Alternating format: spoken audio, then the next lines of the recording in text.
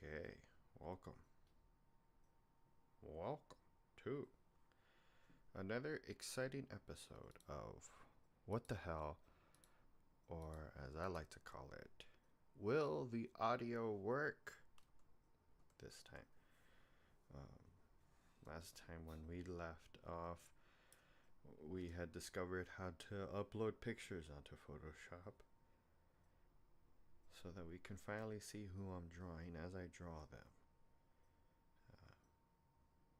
But we had other ones.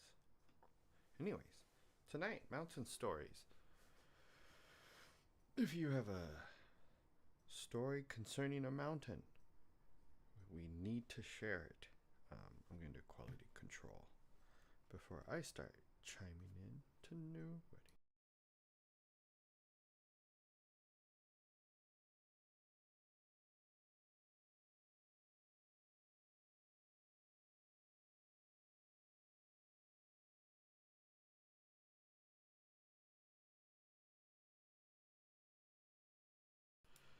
So this might be a first. It sounds like I have sound, you know. But anyways, um, we left off on the story of the abominable snowman the last time that we were here, and as many people know, the abominable snowman. Um, his original reason for going out and living amongst the woods was embezzlement. A lot of people don't know that.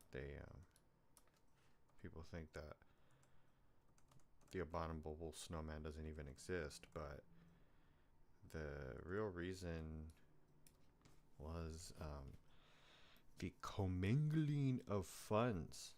He would take people's investments and then he would spend it on like new furnishings for his cave, and he had multiple women friends,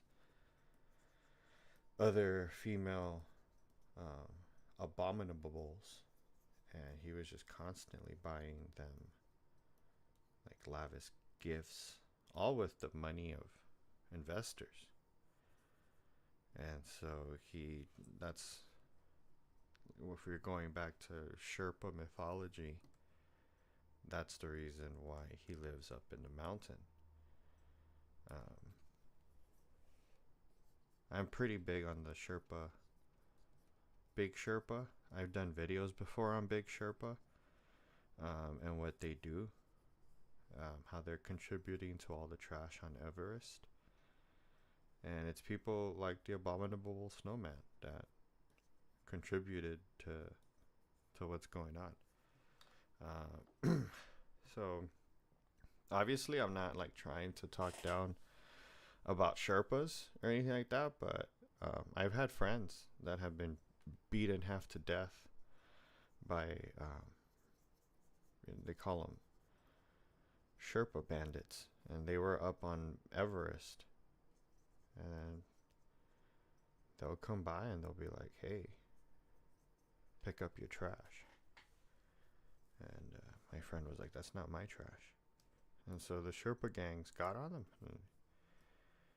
But that's what happens when you. I'm gonna give him a scimitar.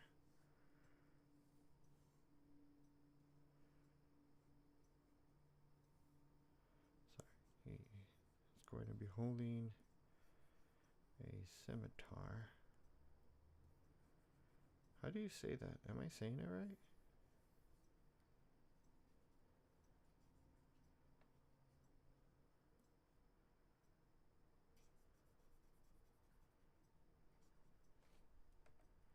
Oh, anyways, this is tell me what to draw. I have to draw whatever people say that it is.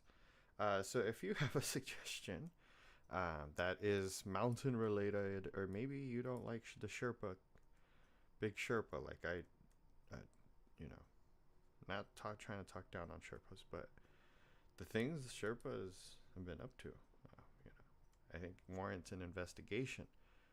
But yeah, if you have a suggestion for me to draw, please, by all means. I have to draw it. Otherwise, I could get reported for being misleading. Okay, what am I doing? New layer. I was drawing all of that on the base layer, like you're not supposed to. So, let's see here. And then I do appreciate the likes. We are trying. I don't like that scimitar. I messed it up, but I'm just gonna move on with my life. I was talking about Mount Everest. But anyways, I wanted to jump in on certain drama because I like throwing my hand. Hello, Jackson. How are you?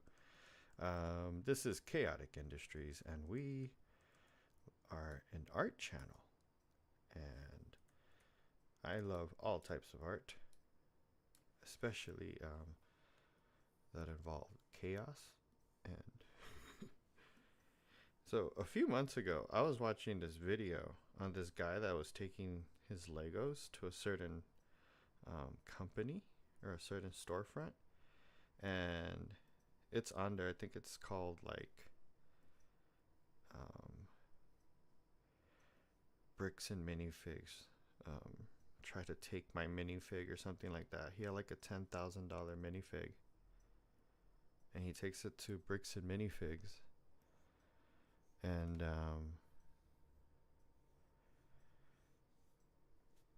his guy is like, let me see, I'm gonna just draw a rough thing right here. So the guy that he's trying to sell is worth like, I think like 10,000 or maybe like 1,000, I don't know. Let's just say between like $1,000 to $10,000. And so he takes it to one of those stores, pretending like he doesn't know he has that in his collection.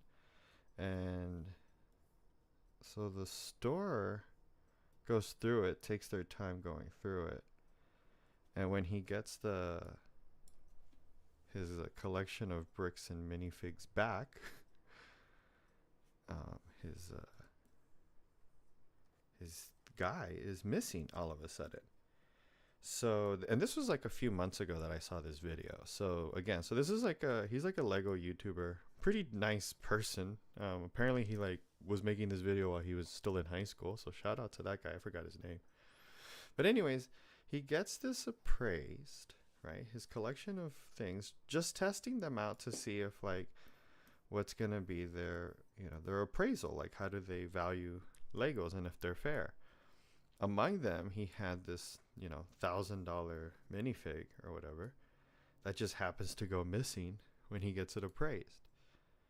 Now, in the video, the employee gives it back and just does the whole like, he says, so it's almost like an order. He does the whole, oops, sorry, I didn't see that there. Then he goes and he says, oh, it might be fake. And to me, I was like, ooh, that's so weird. So he says it might be fake, but he's willing to take a gamble and pay $80 for it. And when he says that, it's like, okay, so now these first two statements don't make a whole lot of sense. Because if it's fake, why would you give, don't be fake. If it's fake, why would you pay anything for it, right? So he then says, oh, but again, sorry, I didn't see it. So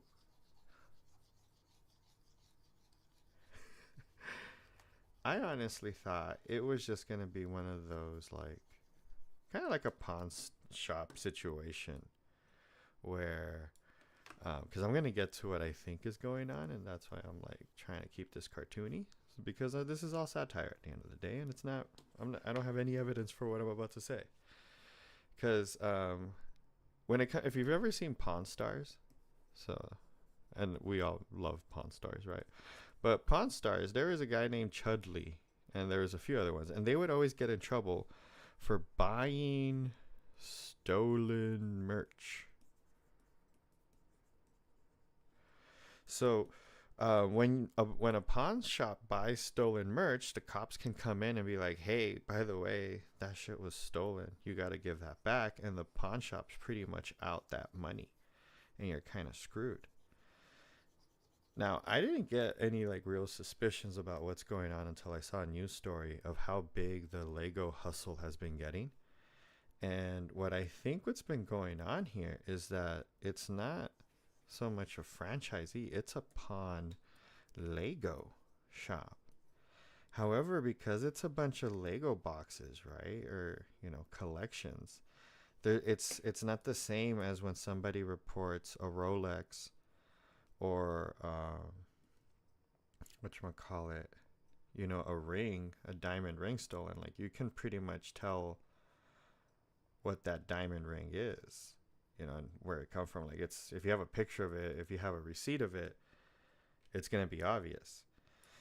So what was going on with this place is they probably just got used to buying Legos without verifying who they're getting the Legos from.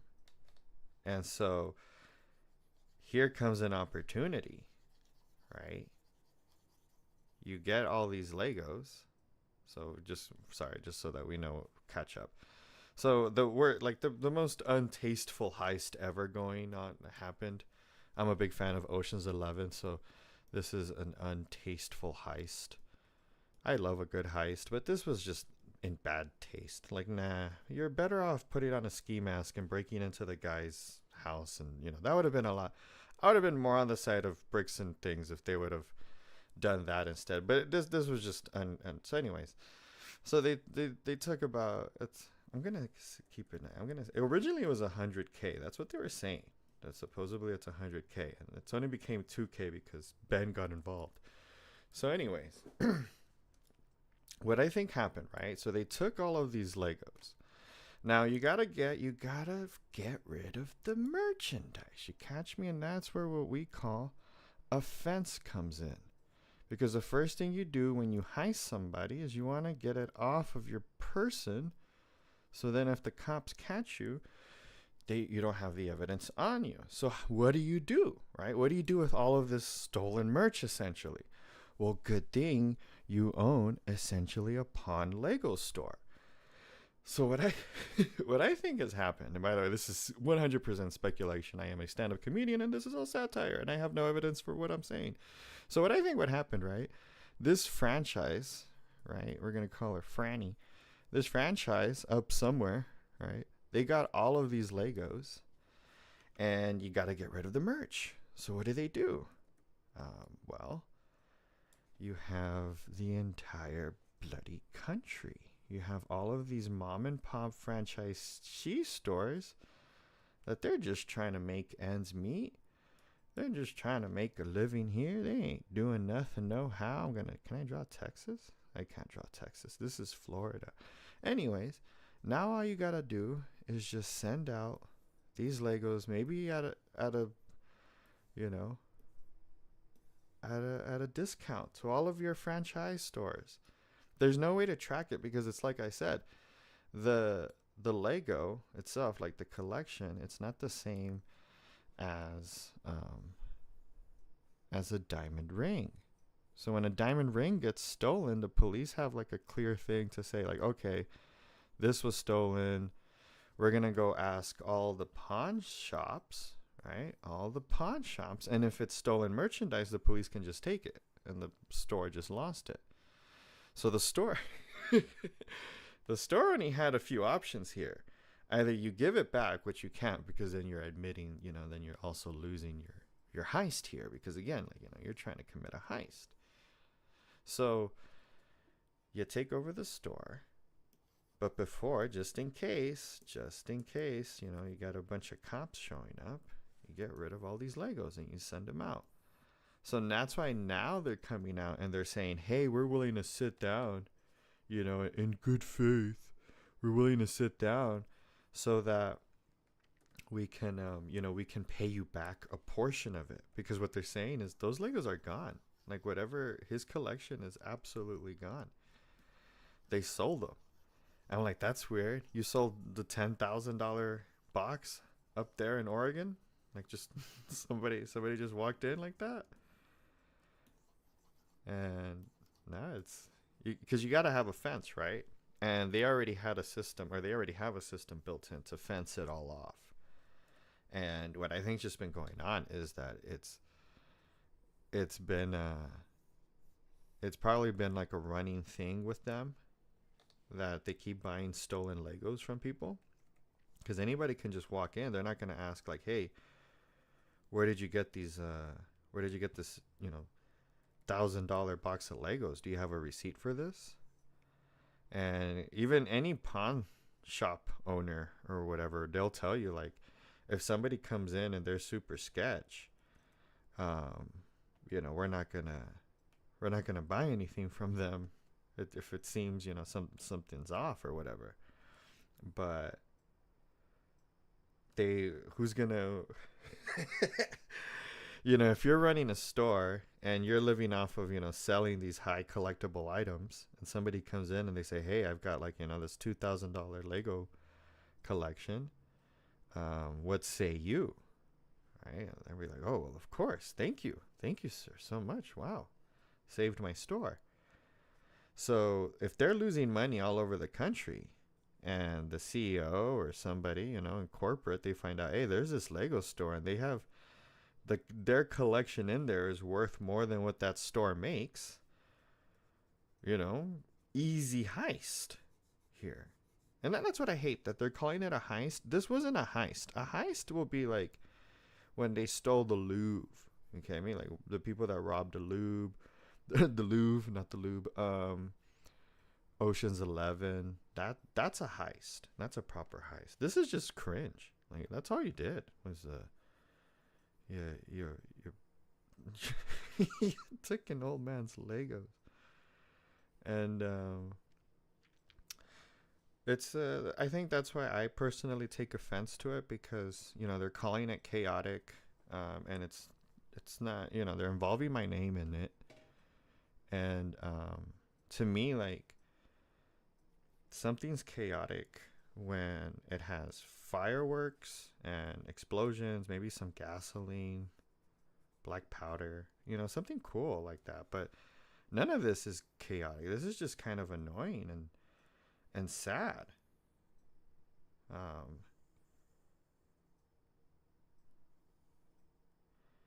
But like I said, I had seen like this. He's kind of he was a smaller channel, or he is now. He's a little bit bigger, but he had done this test where he takes a minifig or one of these figurines to see like, oh hey, do they even appraise it right? Because I was thinking too, I have a bunch of Legos. Oh my god, I'm sorry if I'm out of frame.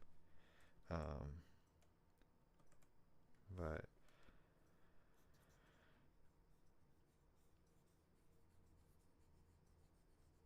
I think one thing though that's common with these places is they'll treat their employees like crap. And I was just very interested in seeing if I could possibly land an interview with one of these employees, because at Chaotic Industries we investigate everything. But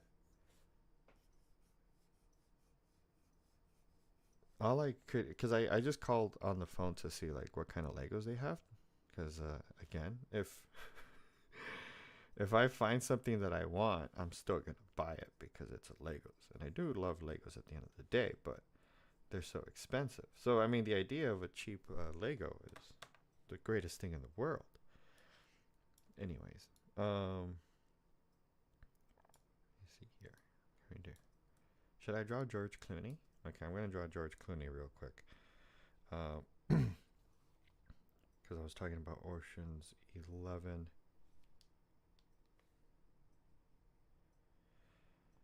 But this is gonna be bad.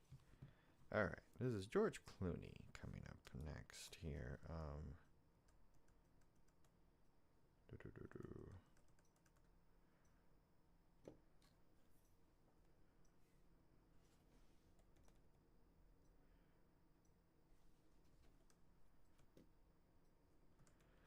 Yeah, but I'm one of those people that like once I find a good scam, I'm like, dang, I'll get in on that.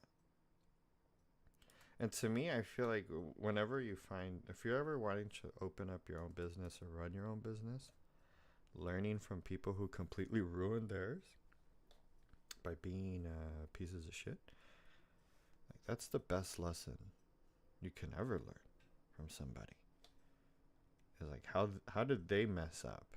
And I think what happened here, it's not like it was bad PR. I think they did something shady way before the cameras ever showed up at their freaking stores, and they were already in deep, and they just expected nobody to care about some guy's dumb Lego collection. And the moment some dumb YouTuber shows up, they're definitely not going to take him seriously.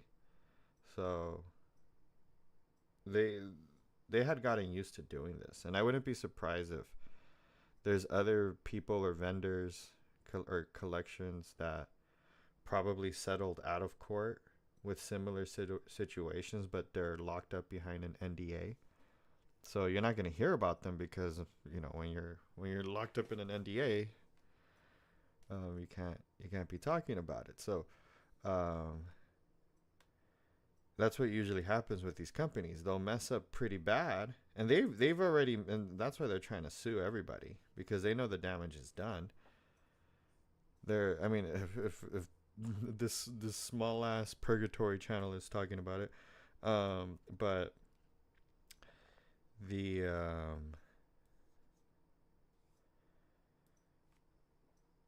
the shit is like they're gonna just try to get something back. So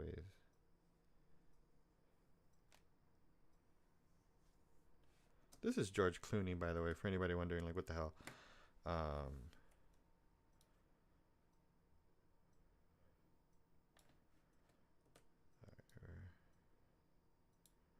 trying to select it.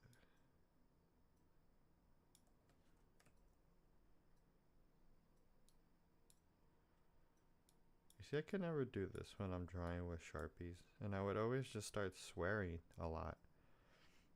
It was like a lot, and that's why we're doing. That's where we use Photoshop now. It's a lot less swearing because I can just kind of undo some of my mistakes. And then I went to took some online classes. I don't know if I get to call myself an alumni of Cal Poly Technical.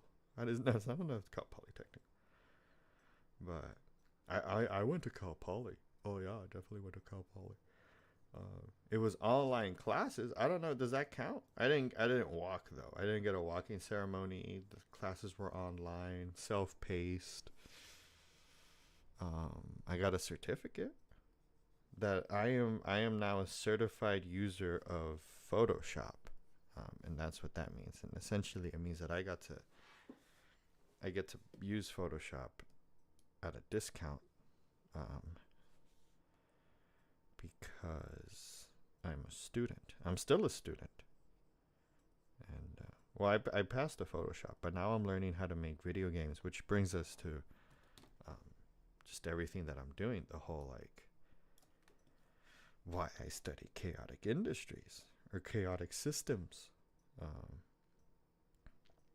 but in reality, like, I mean, one day, yeah, the dream is to have my own business where I essentially make toys or indoor fireworks, as I'm going to call it.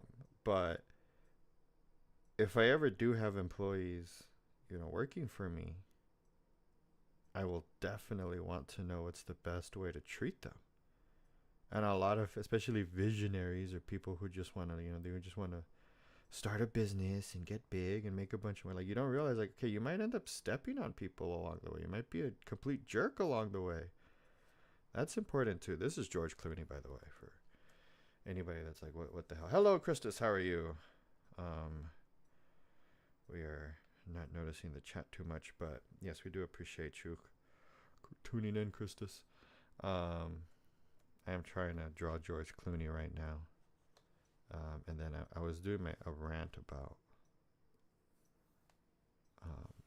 the bricks and minifigs thing, because it's been deemed chaotic. I feel like one of those real YouTube art channel now. When usually I just eat the mistakes. I never get to fix anything. I never get to fix the face.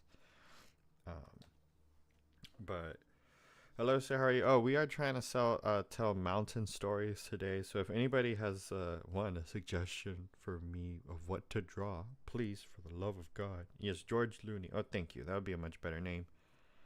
Now I don't have to take it seriously. But yeah, you see, if I'm not focusing my attention on someone's suggestion, I'm gonna just start ranting about chaotic industries. And I mean like the real, like the literal take of that name.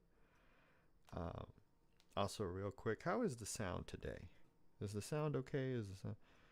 I feel like the sound is almost to what I originally started when I was streaming on my phone, because I was using a condenser mic. But George Clooney has a lot of rings around his eyes, for anybody that's wondering what the hell I'm doing over here. I'm just adding all of these wrinkles because I'm not drawing this the way you're supposed to draw it. That's for sure. I'm not doing all those dumb lines. I don't like the lines. Okay, if you don't know how to draw without the lumen's head, then you don't really know how to draw. To me, like, the dream is to just be so good that I can you see here, sound is sounding. Thank you so much, Christus. Appreciate you. The dream is just to be able to draw perfectly on a napkin, regardless of who or what it is. Dude, this does not look like him. This is bad. This is gonna be bad. But anyway, so we have some scary stories when we have I think we wanted to do an update. We have a portion of our investigation on the shady ass nursing home wrapped up. I do have to say that there's a massive, large portion of the story that we have to keep under wraps as part of, I guess, I don't know, protecting their name in a sense. Not saying that I want to protect what they're doing, but I'll protect, the employees or whatever and follow the law or whatever bullshit. But I do feel that as a journalist, which I am now, by the way, because apparently you can just call yourself a journalist. And so so I do have a doctorate of divinity, like Hunter S. Thompson. I've had a doctorate of divinity for almost 6 years now, or 4 years. Who the fuck knows? I got it online. Is that like a journalism degree? No, not at all. I'm just saying that Hunter S. Thompson, an investigative journalist, had it. I have one now. I've had one for a while. This doesn't validate me at all as a person, as an artist, as anything. It doesn't do anything. Like Kim Jong-un. Yes. Rest in peace. I think that's the guy that passed away, right? But yes, I love him. I swear to God. Oh, I don't have a camera, but one of the brush pens I use is the one that he used to use. And when I saw him draw, it to me, it was like the most, I don't know, like, there's people who get envious of, like, fancy cars and stuff like that, or lifestyles. Like, to me, I get jealous of talent. And to me, it's always been like, it's not like I can make money off of that talent, or I feel like I could become famous off of it. It's more like, no, then I could just draw Batman perfectly whenever I want, doing whatever I want. And this is Batman. Anyways, but yeah, I remember that guy was or still is just a massive inspiration. To me, it was like, it's like one line is the sketch and the proportion and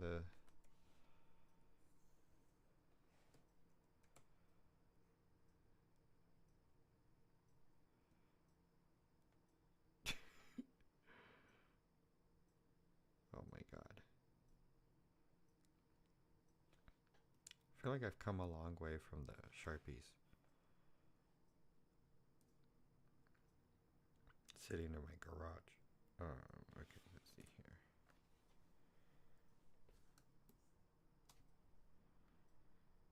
Um, but anyways, I wanted to. I think the next video though that I'm gonna make is you got his brush pen. Well, it's not a. It's a like the brand, not not like the one he like. Yeah, like the same brand he was using. Um, but the next video, because if so, let's say just real quick about the whole nursing home investigation, which like let's face it, what it really is um, I I get really mad when people get taken advantage of, and so I have to make fun of you, but I have to also then follow the law. So we're gonna have to do stand up comedy. Anyways, um, the the shit with them is like they're so horrible that if something that they're doing now ends up on the news, like I'm definitely gonna jump on that shit. But at the end of the day, like I have to respect, you know, some things might be speculation, some things are just, my interpretation, all that. Whatever though, just full disclosure. If I saw something shady, believe me, I rang the what I consider the appropriate fucking bells. But it's not really up to me to be like, oh, this is the bad part or whatever. So yeah, that's where I'm at with that last video. Get me in the nursing home, I'll be inside. I know it's the I think the thing about that place, it was that it has a lot of good employees, but by being a good employee there, you're supporting whatever is going on in there. So to me, I'm like, I really love the idea of what I was doing. It's very you're there for how do I put it, for people who have nobody to really visit them, you know, during most parts of the day or most days. Like sometimes family will come around, but you're honestly there to be with people. And I really enjoy just going in and I would make someone's day just by listening to them and, talking to them. They were all convalescent, so it's just elderly patients. And when you find out just more and more about what's going on behind the scenes, it makes it more difficult to walk in and clock in. And I think to me, it's not so much that I felt guilt of something, but it was more like I feel like I have to speak up about certain things because when I was teaching respiratory therapy, I used to tell my students that working at these places was a great place to start. And what's actually been going on is these places take advantage of new grads or, people who just graduated medical school, whether that's, respiratory therapy or nursing. And these essentially, students, they just got their licenses. They're still students mentally, at least to themselves. They don't know any better. So they'll see something that they probably should be reported to whatever licensing board, or maybe even, technically, sometimes even law enforcement should be called in. But these places take advantage of the fact that, they're hiring people that don't know any better. And they're also trying to get into an industry that will blacklist you. They will, they say, oh, it's a small world and, be careful what you say and all of that. I'm like, well, I'm a stand-up comedian. The industry I'm in, I can't bullshit people.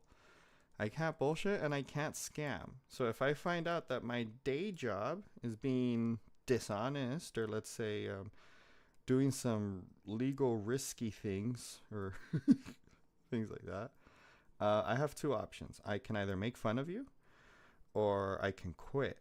And I did both.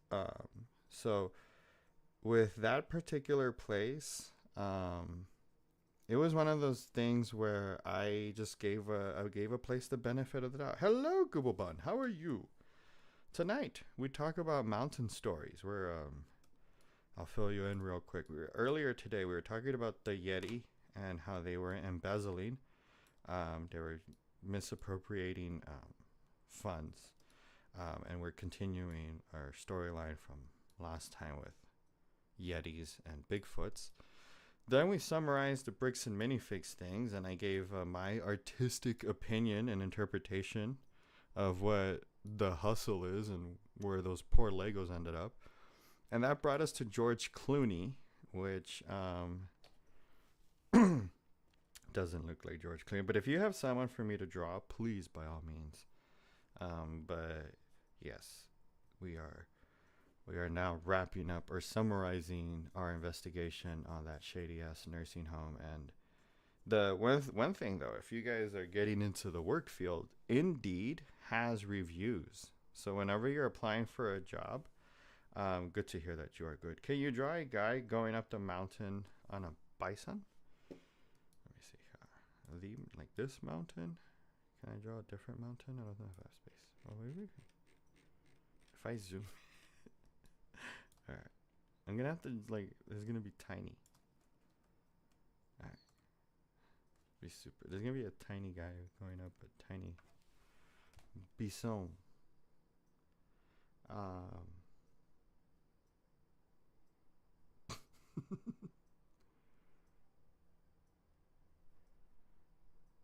gonna get into pixel art.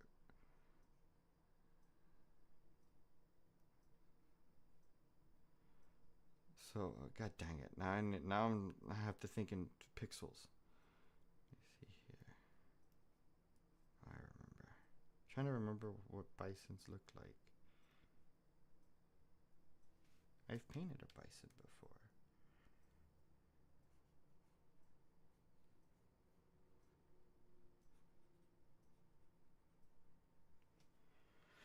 Draw Boingo from Hoodwinked. Boingo? Boingo? Okay, I will look that up once we are done with a man. This is pixel art, by the way. I'm a pixel artist. Bison. Un bison. This does kind of look like a bison. Become the pixel. I must become the pixel. I am one. I am one with the pixel. I was talking more shit about that. Oh yeah, so there were some parts about like the video. I had to kind of cut out one because I want to cover myself legally. But I do feel a lot of like just the laws in general, and even going back to the whole bricks and minifigs thing, like just defamation laws, all of that shit. They're made to seem like they're there to protect you, but it really just ends up protecting these big ass corporations, because the moment you have some shit to really say about them and you want to make that public, they can just, tag your ass. And let's just say I may or may not have a friend who gave me some advice because he's in the business of giving advice to people like that. But so that is a man on a bison going up the mountain. A very tiny bison. Okay, we're gonna find out. We are going to find out who Boingo is. I'm gonna hide this face of George Clooney so nobody has any nightmares. Does this look like? Actually, this looks more like my old boss to me. Not the one from this particular job, but this. So yeah, the whole nursing home thing. It was I used to tell my students, like, yeah, this, you can get your foot in the door. That's usually what you tell them. Like, this is a good spot to start. But you end up in this, what we call, like, almost like a legal freaking minefield. And everything you do, like just clocking in, who knows what you're walking into? And it's a nursing home. It should be easy, technically. And I don't like calling jobs easy because you should take, especially medical field, you should always take it seriously and never get comfortable.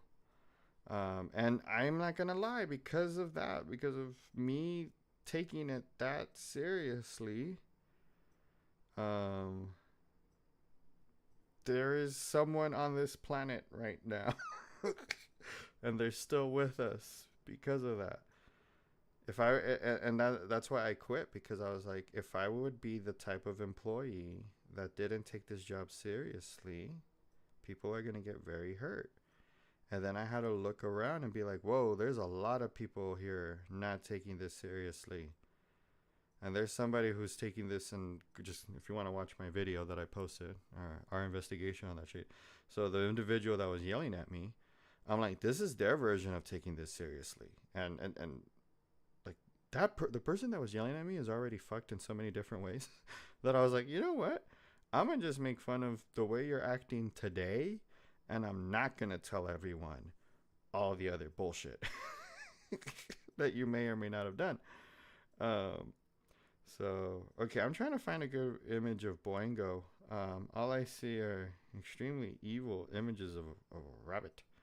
And the problem is they're all close-ups, like really hard close-ups. Looks like John Wayne Gacy. I don't like that one. I don't like John Wayne Gacy. I mean, I don't like serial killers in general, but I don't know. It's kind of rude to add the whole clown thing. You get me? Like, you're already doing something evil. You have to involve clowns. I'm just saying, it's in bad taste. And as we all know here at Chaotic Industries, we really don't like it when things are in bad taste. Okay, so Boingo from Hoodwinked is up next. I'm gonna just try to get two eyes or two pupils here, so I have a reference of my size and where I am. Okay. So, alrighty then. Sorry if I start getting out of frame. I will try to stay on top of it. Boingo from Hoodwinked. I used to like, no, I still like this movie. It's Hoodwinked 2 that I don't like. Hoodwinked 2 is the one where they really messed up the Hoodwinked verse. But if you guys ever want to, you should see the how this movie was made. Apparently it was like a small team, or was it, I don't know if it was just one guy or something like that, but that's why the animations aren't like the best, but it doesn't matter because it was really funny. It just goes to that rule of, it's always better to just be funny. Like, when in doubt, just like be funny.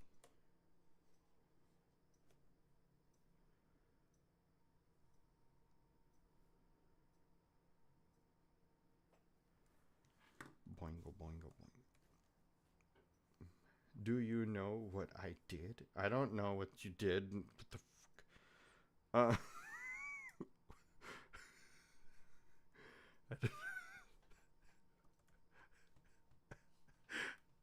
Sorry. Oh.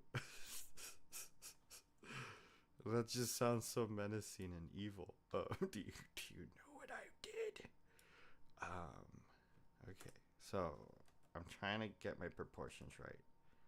You feel me? Like, if I'm gonna be cheating by using Photoshop, you better get your proportions right. Kind of. For the most part, you know. Honestly, that's why I was probably using Sharpies for so long, because I hate erase. When it comes to editing, and I would use a pencil, every time I erased, it was the biggest pain in the ass. Because, just especially in a time-lapse video, somebody getting an eraser and undoing what you were just seeing is very disorienting and technically a waste of time. So whenever I edit a video with me drawing with a pencil, it takes an ungodly amount of time. I have 800 videos. Have you guys seen that? He's got black eyes, lifeless eyes, like a doll's eyes. Uh, uh, it does. I baked a cherry. Oh wow, that's really good. Thank you. That's, you know what? We're very happy. It wasn't something horrible. A cherry loaf. What is that? Is that like a bread with a bunch of cherries in it? It kind of sounds disgusting. Sorry. Sorry, I'll just being a jerk. What is that? Is that like, is it like blueberry? Is like banana bread but with cherries instead? That is kind of good actually. Uh,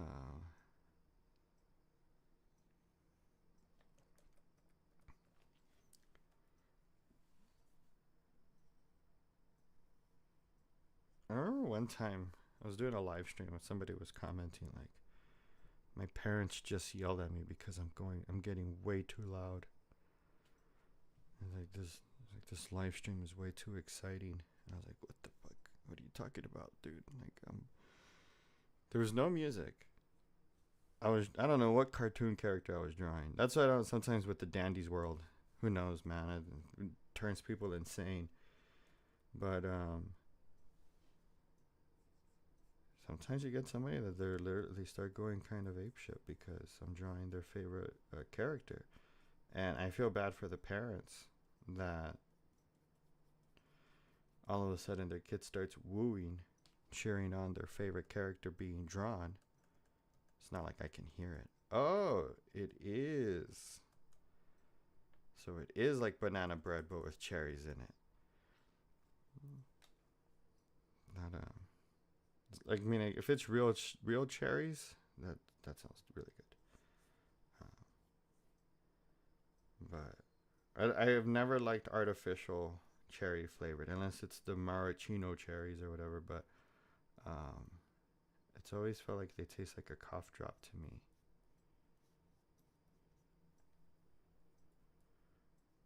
Oh, and by the way, there's no music because Epidemic Sound is down. Um, who knows why? I blame the government. Which brings us to tonight's story. I worked with somebody who claimed that they had worked at Area 51. Now I know I sound like a crazy loon that's making it up, but at the end of the day, they like, how do I know they're not just making it up? So the story, like they said they used to work for the Air Force, and by the way, they were a respiratory therapist when I was having. This is a long time ago. Um, they were like they had been a respiratory therapist for God knows how long. By the way, by the time they're having this conversation with me, but when they were younger, or I guess that's how they got their medical card, or not medical. they they went to medical school. Um, was like by joining the Air Force, and then the Air Force paid for the school or whatnot, right? So, anyways, this respiratory therapist who I used to work with, they you check my YouTube page, you can see it. Oh, I see. Okay, that's why you asked me if I had seen it. Okay, I'm so sorry, Google One. Okay, I will check that out later. Um, and we will judge it. Or should I? Can I do that here? Let me see. That means that this is part of a chaotic industries investigation.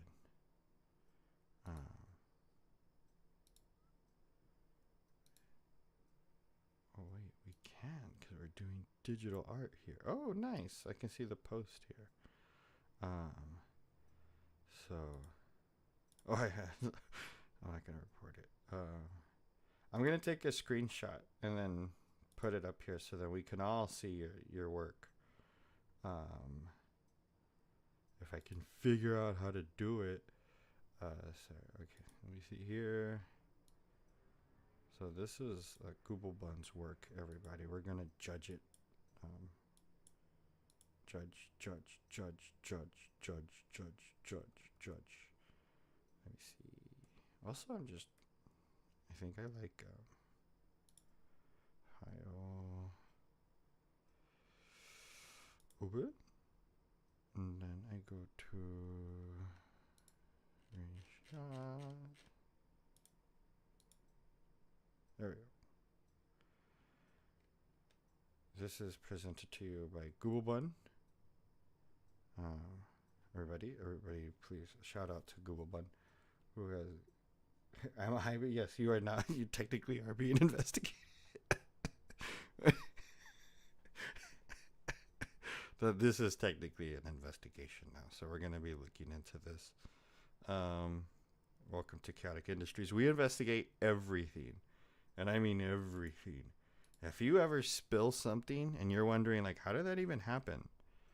It's because you don't know, and now you need an investigation. So let us know. So, as we can see here, okay, here. Sorry, we're gonna come. So here. These are maraschino cherries. Wait, these aren't fresh cherries. Hey, what's going on here? Google Bun. Are these fresh cherries, or were they mendocino cherries? You know. I just figured out you gotta investigate it immediately. These are, what are they called? Mendocino cherries. How do you spell that? And then what's with the Google Bun in the back, by the way? Here, well, this counts as whatever Google Bun drawing. This Google Bun is missing.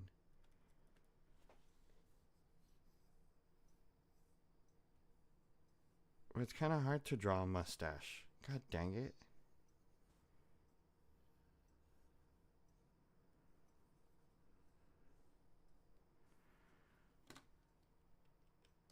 God dang it. Okay, anyways. Well, thank you for sharing this. Dun. Okay, were these mendocino cherries or because I'm pretty sure that's what that is.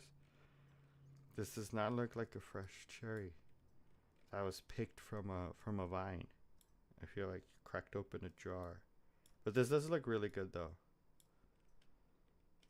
I really want banana bread now.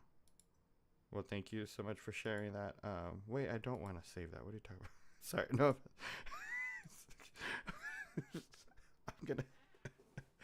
I'm gonna look that up. Like, what the hell is this? Okay. They are mendocino. Wait, they are fresh cherries? Oh, I don't think so. You would need to send us a sample, and then we would be the ultimate decider of that. Also, I forgot who was doing. I was supposed to investigate watermelons. I did crack. I knew it. Oh, once again, Chaotic Industries solves the great. Was it real cherries or Mendo? Well, I guess every cherry is a real cherry. But yeah, that bread must have tasted really, really good then, because it was it's a giant loaf of sugar. That must have been the greatest tasting bread ever. Let me see here. You know what? At least you didn't put sea salt on it. Okay, as long as you don't do that, honestly, I could never get mad at somebody. But what I will get mad at, and what I will never forgive, is the person who brought in chocolate chip cookies with sea salt. And there's no real warning. I mean, they kind of said there's sea salt on it, but they should have given you a warning that it's gonna taste disgusting because they put salt on a chocolate chip cookie. So I don't know who would do what kind of sick person, right, does that. And they were being nice too. They put in straight up the biggest chunks of sea salt they could find. They just sprinkled it over the chocolate chip cookie before they handed it off to people. And I remember I bit into it, and the first thing I bite into is a freaking grain of salt. A big grain of salt, but it wasn't a little grain of salt like Bad Advice or something. It was a big grain of salt, and I bite into it, and it's just this salty, chocolatey cookie. It was horrible. And then I just look over, and my coworkers are telling the student, like, "Oh my God, this is so good! This is so good! Oh wow, where'd you get this?" And they're like, "Oh, they're homemade. Yeah, they're homemade. It's kind of our secret recipe." I was like, it should the type of it should be a secret, but like you should keep it a secret. Don't share it. Don't even bake it. Protect it with your lives. You should have armed guards keeping people from making this recipe. Um, I remember like, and the cookie was big too. It wasn't even a small cookie that you could just at least, like be nice and eat it quickly.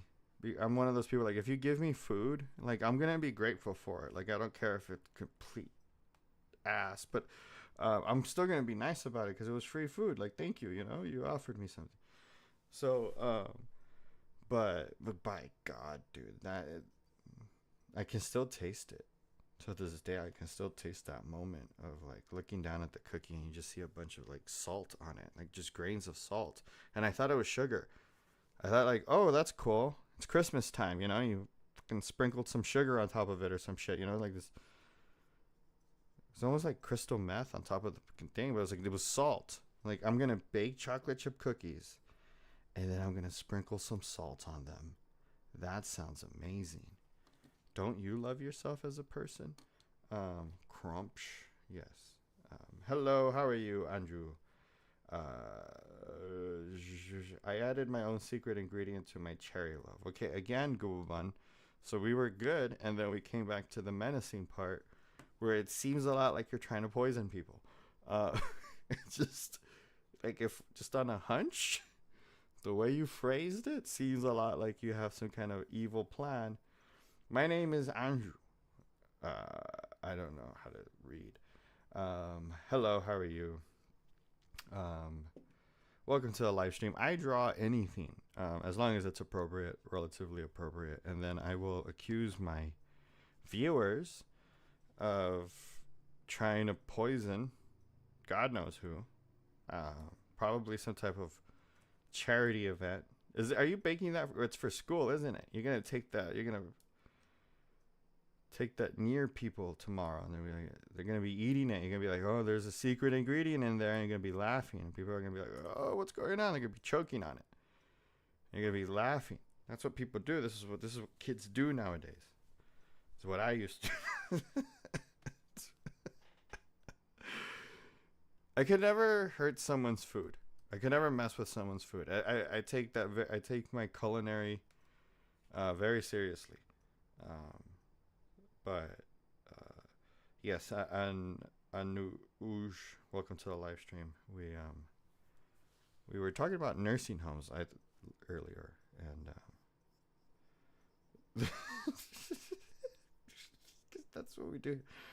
We investigate anything. You see, Googlebun, if you worked at a shady nursing home, you'd probably be getting investigated for that too. You can have multiple investigations on something, it's not just one. And I do take a lot of inspiration from the Federal Bureau of Investigation, where like they just we'll just have a file on someone for years and years and years, and we're just gonna be collecting evidence. We just, and then the moment we get to come out with everything, but that's what happens.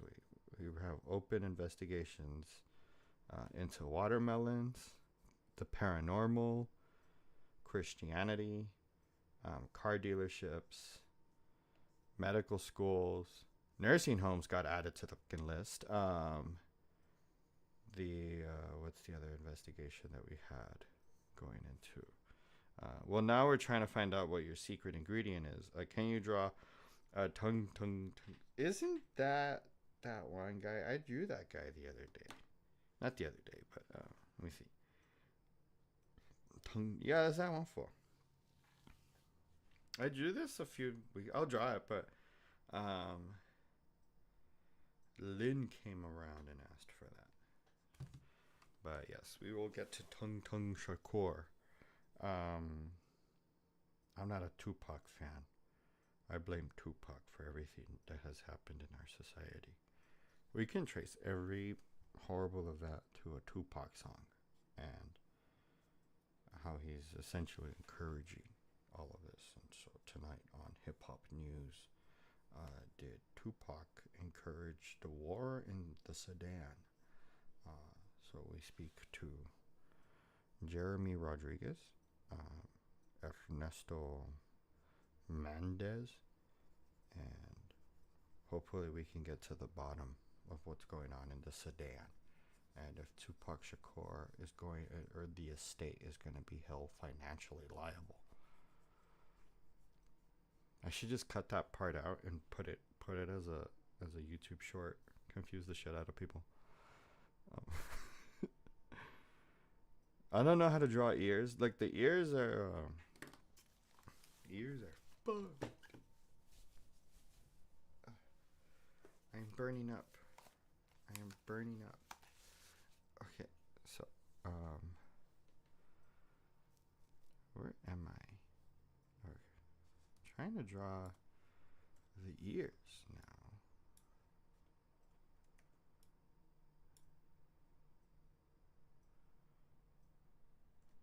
See here.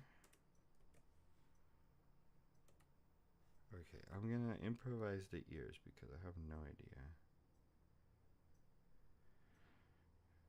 Do they just, okay.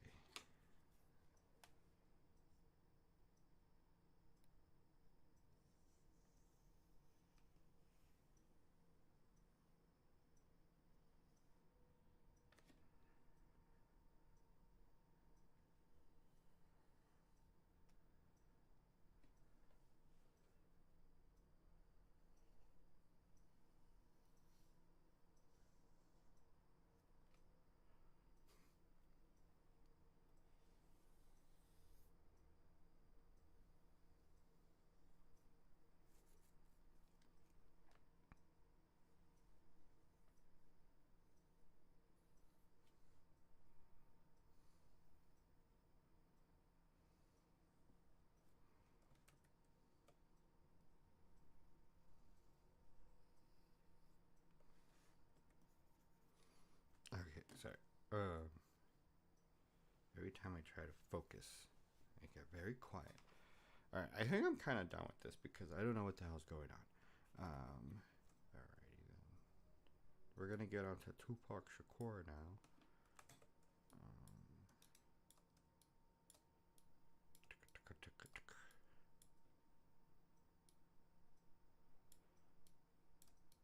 I think it's time. The one video I know I need to make for sure is just the whole like kind of coming clean video on how this art channel is technically just a tech review channel, because every possible technology to start a YouTube channel I've tried to use, and then it's been trial and error. Tell me something about myself. Hello, Andrew. This is Chaotic Industries. We investigate everything. Let's say somebody tries to do the whole follow for follow on my Instagram. The moment they click follow on my Instagram, you're being investigated by Chaotic Industries. So we go through everything, just everything. But because what happens with most, especially on Instagram, you have a bunch of scammers. But hello, you're a digital artist. Oh, nice. We love digital artists here. I was using Sharpies for the most part at the beginning of my channel, but now we're trying to do digital art as well. What do you like to draw though? What is your favorite subject? Okay. So up next is Tung Tung Shakur. Is that how you say it? Shakur? Okay. We have right here. I'm gonna just make sure that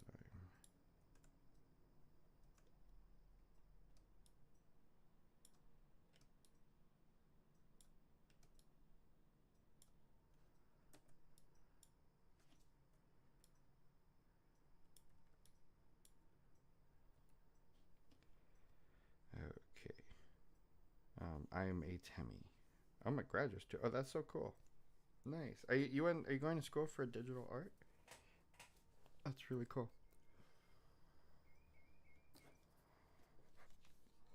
And then yes, Google Bun is a Temmie, whatever demonic thing that might be.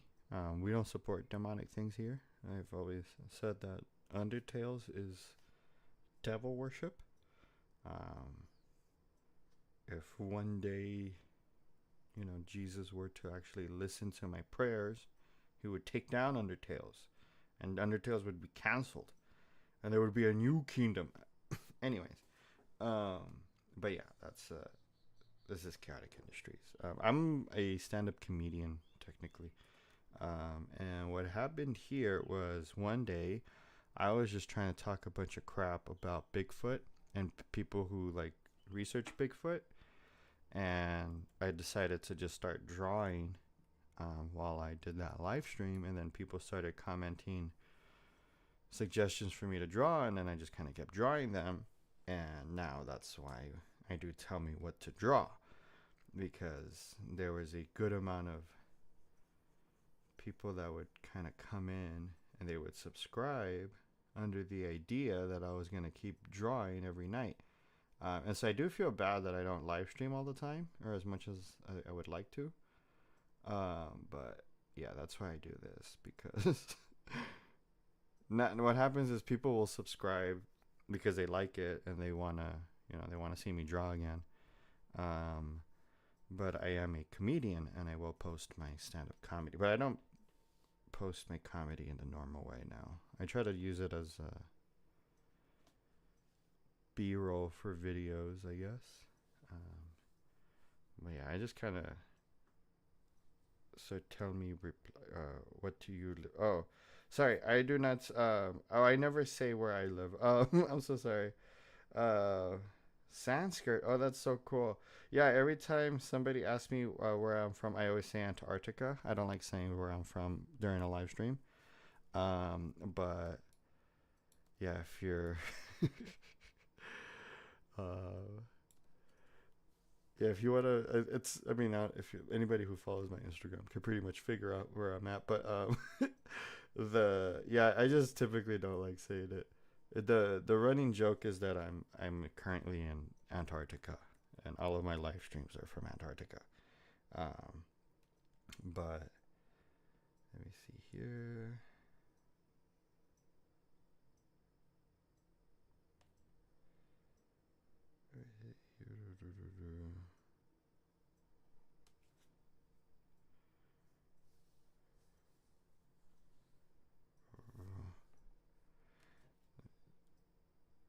Do you have an art channel though, or are you? Is that what you're trying to do? Are you trying to get into the whole art YouTube thingy?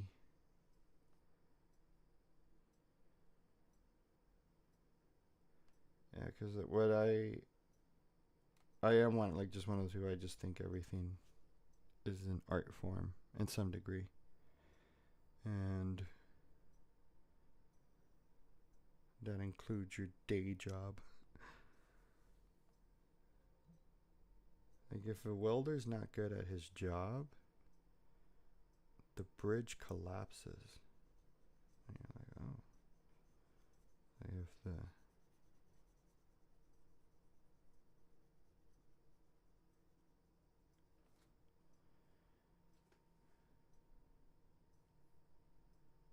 this is gonna be a very disturbing image.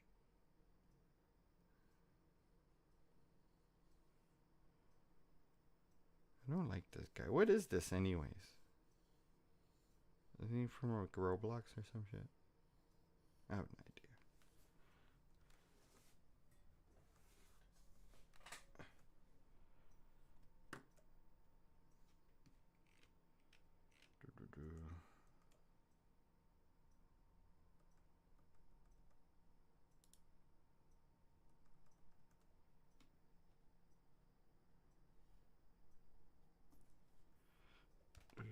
Let me see, where am I?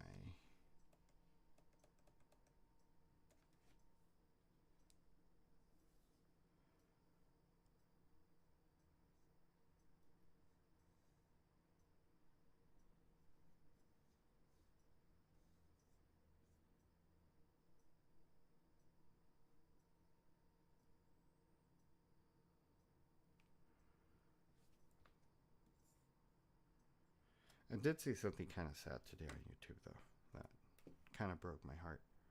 Because I'm not gonna say the YouTuber's name because like I don't want to be starting beef with people, but they were kind of, I don't know if like inspiration, but it's like there's one of those people that you find like a small YouTube channel and you like them and you kind of you get connected to them. It's and like I discovered this YouTuber. He was not discovered, right, but like I found the channel.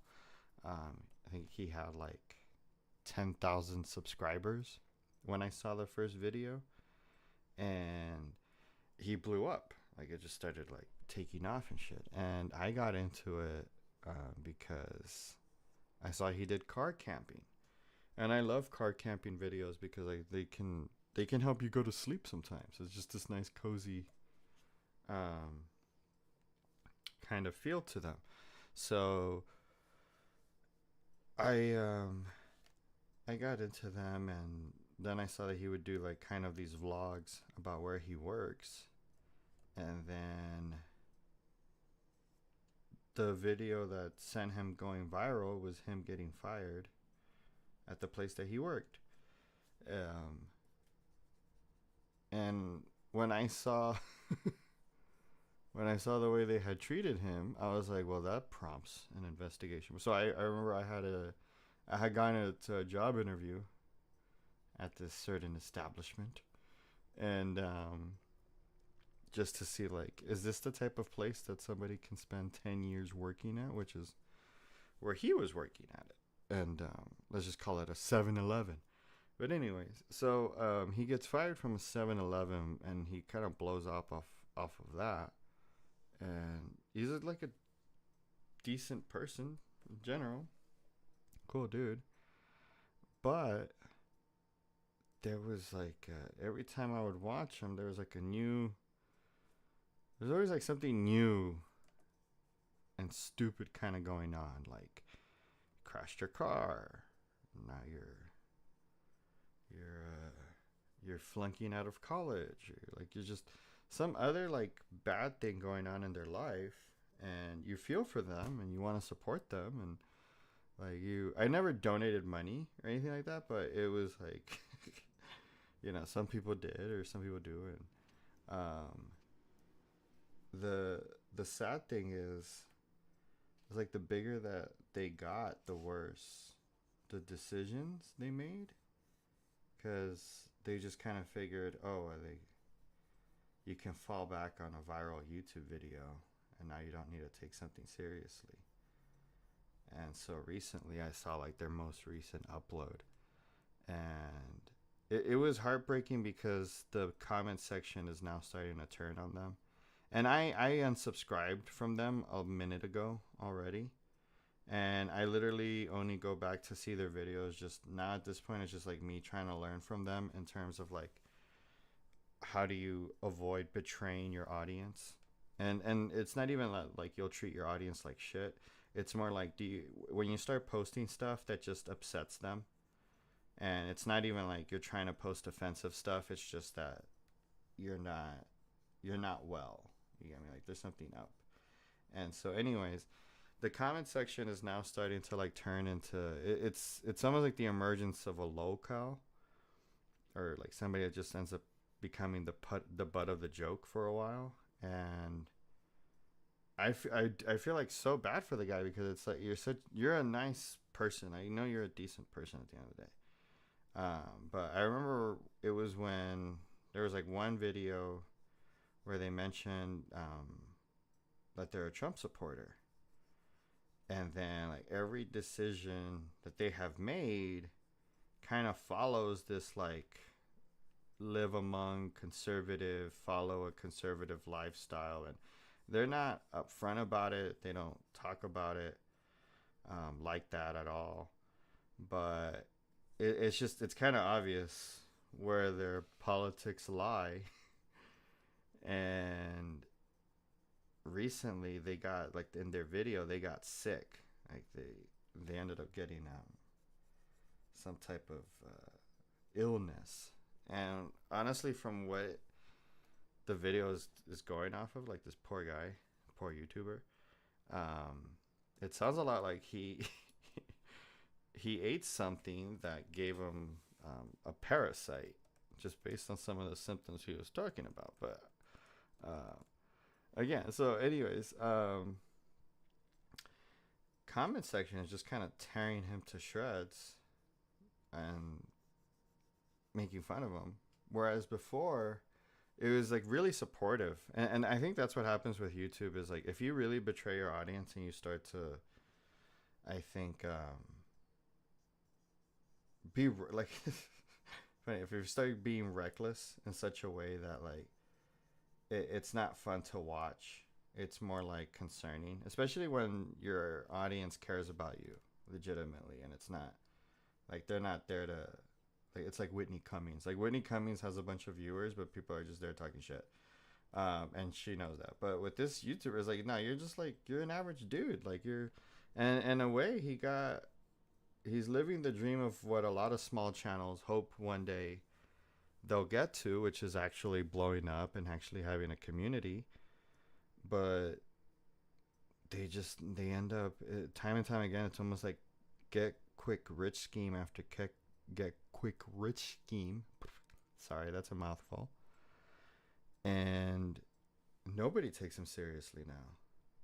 And it's like again, so every time I'll like check in to see like are you doing better now or and it's just worse. Like there is one video where he was saying he was gonna dump like the rest of his life savings into like boiled peanuts. So it was like he went from like working from 7-Eleven, he blows up on YouTube, gets fired from 7-Eleven for making videos about 7-Eleven. then then now it's like, dude, like what are you doing? What are you doing here? You're giving yourself salmonella, or I think it might be a little bit worse. But it's like it's somebody that you want to see win, but they just keep like they keep losing. But it's like, dude, are you like dropping the ball intentionally? Like what the hell? Like you have your audience rooting for you. Like we're literally rooting for you, but I know for me there was a few comments, and I don't want to like jump into it and misquote somebody, but there's like a few jokes where um I can tell the type of humor that they like to lean towards in behind closed doors, and that's kind of what I want to leave it at, and not assume anything more than I need to. But I personally am like I will look at someone based on what they laugh at and what they find funny, and like I will judge you based on as a comedian. I will definitely judge you on what you find funny, and so yeah, I lost touch of it. I didn't like the car camping ones, and in the most recent video, it was kind of like, oh man, like, dude, you could have died. Like you could have very easily have died, and instead you're in front of the freaking camera telling people that you could have died. And it's like, no, no, no, go to the hospital, and then it becomes a whole other discussion. And it's so yeah, like literally prayers for that guy.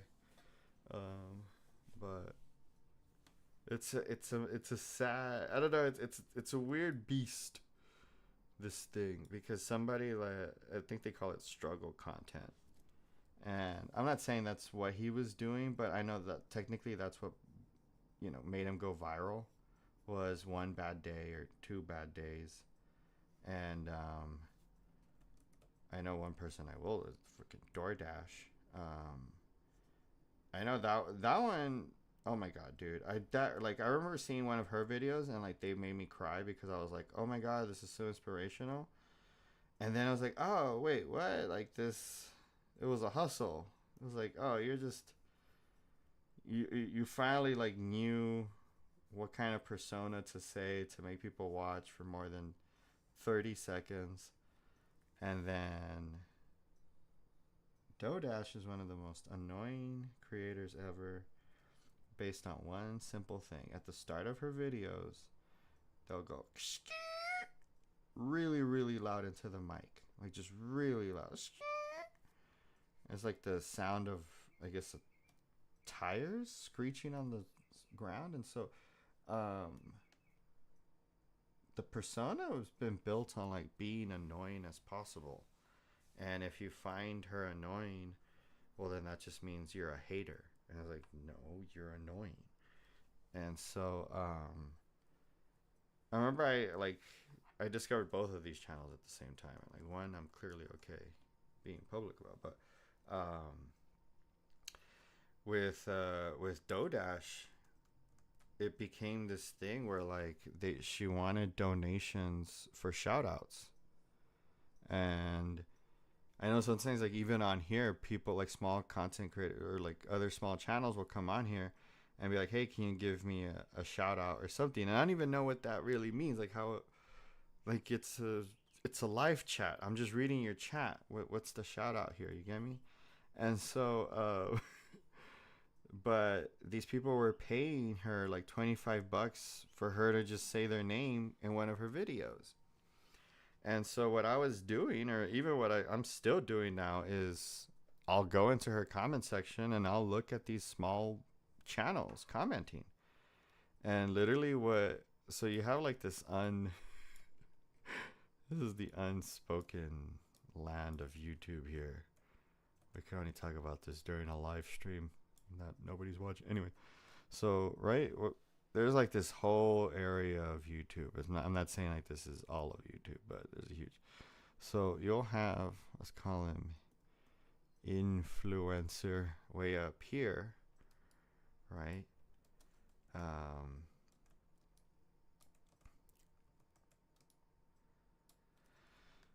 And right below them, we're gonna say we're like way down here is like non YouTubers, right? And then you're gonna have the small channel hell.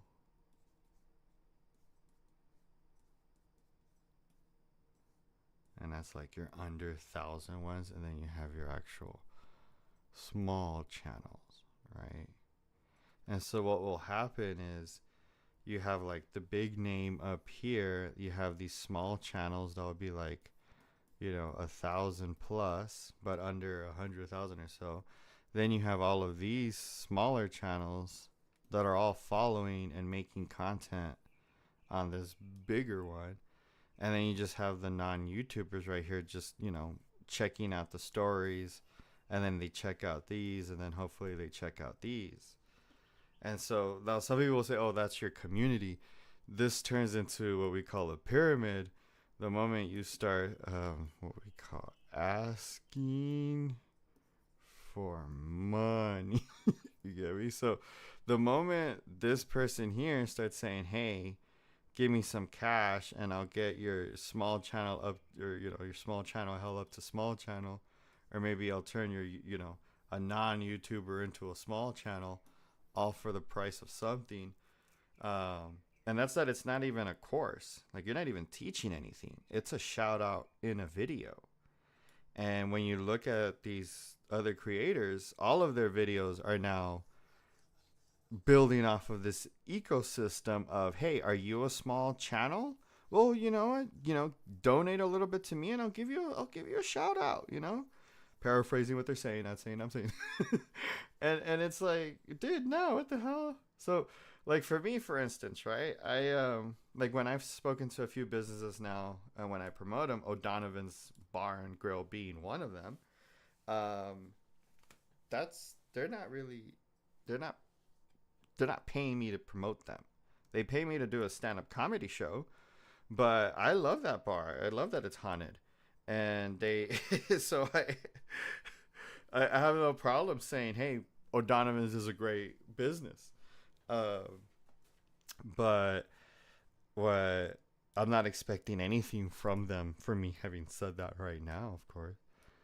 But what happens with a lot of these, and then the sad part with Dodash though is that she deleted all her old channels, or all her old videos. So it was like there was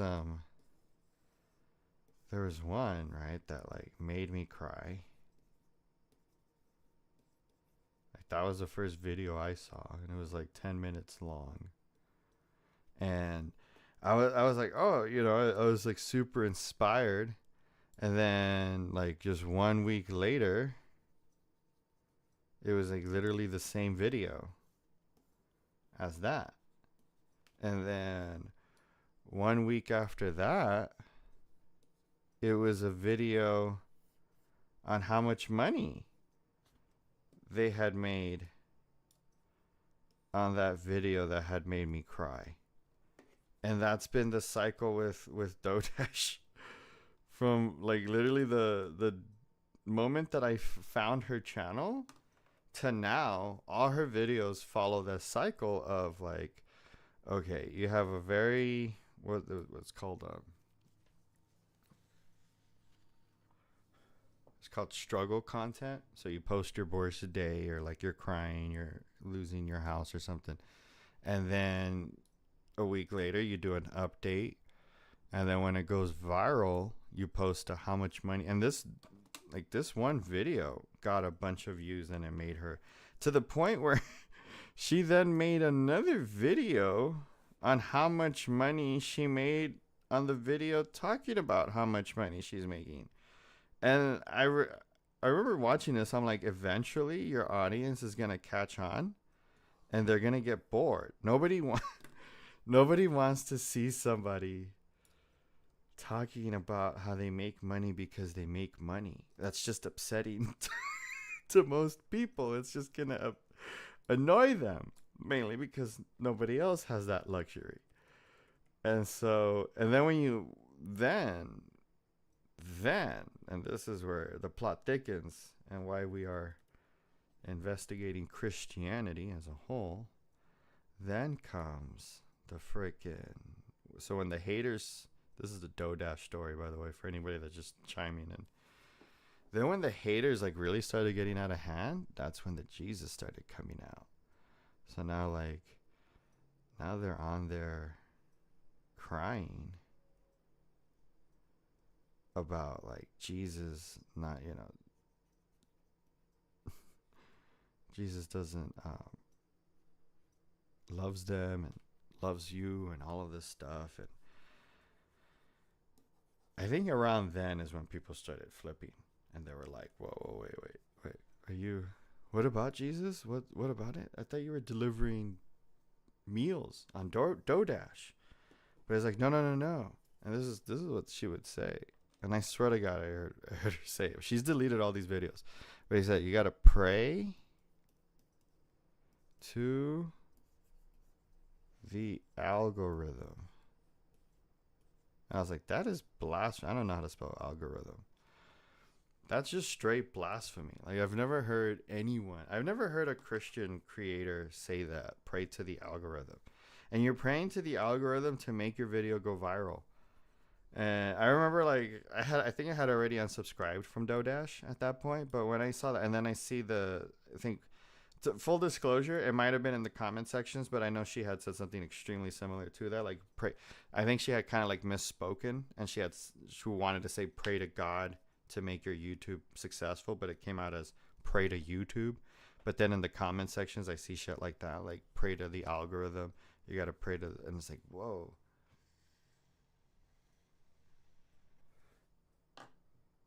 Like, I'm not Christian anymore.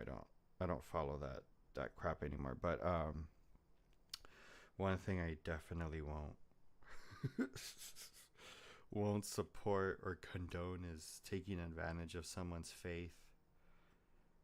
And those videos would always wrap up with like some kind of struggle, and then you have to donate, asking for some type of donation. But anyways,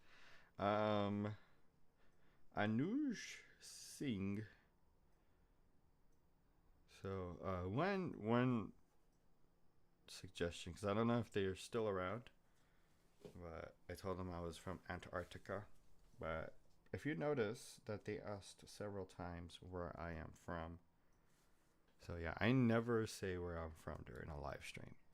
If somebody's a fan and they really want to know you, they'll find out.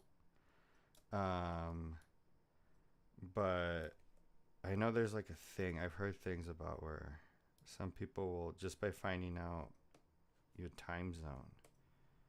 They can mess up your shit. So,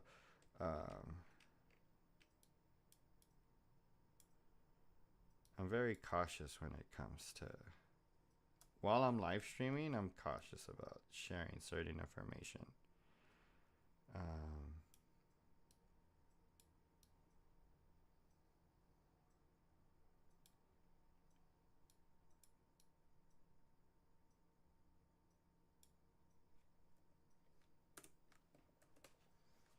But yet, that's what we do.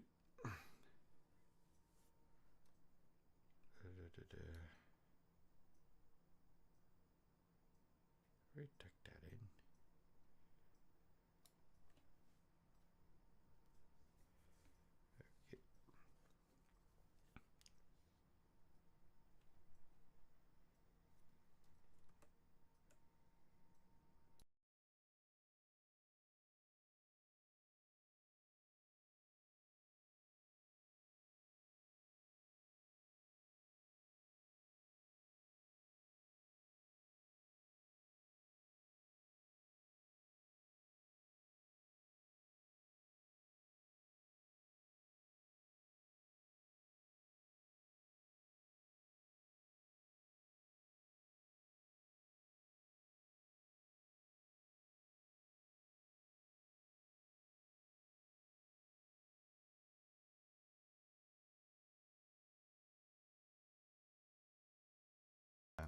Okay. Okay.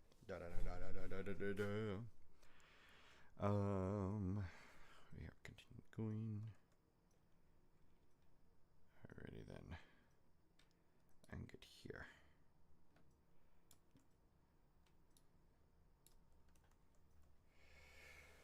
Alright, so I might be wrapping it up here now. So for those of you listening in the future, so yeah, if you want to check out my new video, investigating shitty nursing homes, I'm starting to try to post more regular long form videos. To me, they're art related, but I one day I'm gonna just post a video how they're art related, but I don't like talking about too many different subjects. I like trying to stay on just one subject for now when I'm making these videos. And a lot of it is just me practicing editing at the end of the day. But anyways, Christus, love you. Google Bun, you are much appreciated. Thank you for joining us. Anuj, and to everybody else who chimed in, love you all. Love you for the likes. Please have a good night. We will be back soon, a lot sooner, because I'm supposed to be doing this a lot regularly. But this is Tell Me What to Draw with me, Chaotic Industries.